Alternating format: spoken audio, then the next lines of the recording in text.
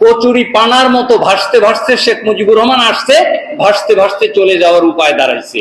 50 বছর মনে করেছে যে দেশের মধ্যে স্মরণ করার মানুষ আছে দুইজন, একজন শেখ মুজিবুর রহমান, আরেকজন জিয়াউর রহমান। এই দুইজনের বাইরে পৃথিবীতে স্মরণযোগ্য কোনো মানুষ নাই। ওনাদের যা কাজ ওনারা কইরা ওনারা গত হয়ে গেছেন, কাজ ফিনিশ, কেল্লা খতম।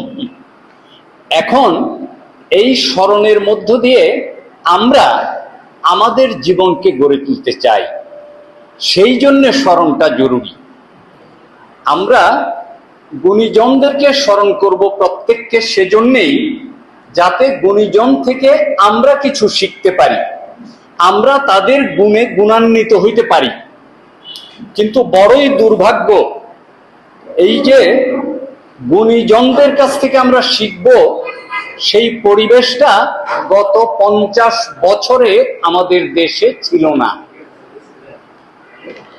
আমাদের দেশের জেনারেশন গত 50 বছর মনে করেছে যে দেশের মধ্যে স্মরণ করার মানুষ আছে দুইজন, একজন শেখ মুজিবুর রহমান, আরেকজন জিয়াউর রহমান। এই দুইজনের বাইরে পৃথিবীতে স্মরণযোগ্য কোনো মানুষ নাই। এই একটা অবস্থার ভেতরে আমরা ছিলাম, আমাদের যুব সমাজ ছিল। সেই জন্যে আমাদের যুব সমাজ ওই দুইজনের নাম জানে, কিন্তু বাকি কারোরই নাম ঠিকানা কিছুই জানে না, তাদের কর্মকাণ্ড কি তাও জানে না।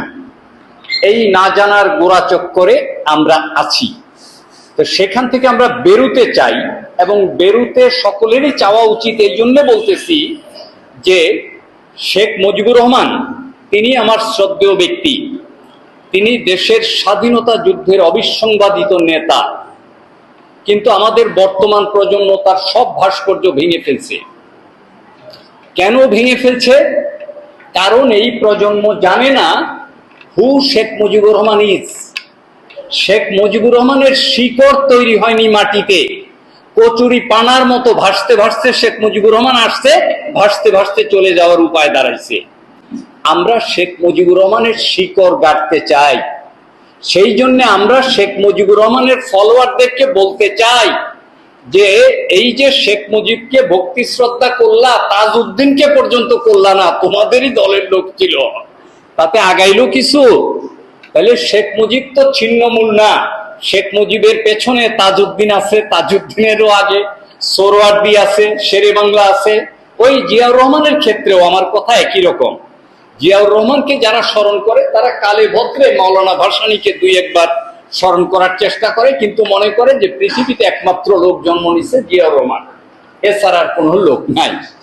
এই যে একটা অবস্থা, এই অবস্থার অচলায়তন আমাদের ভেঙে বেরিয়ে আসতে হবে।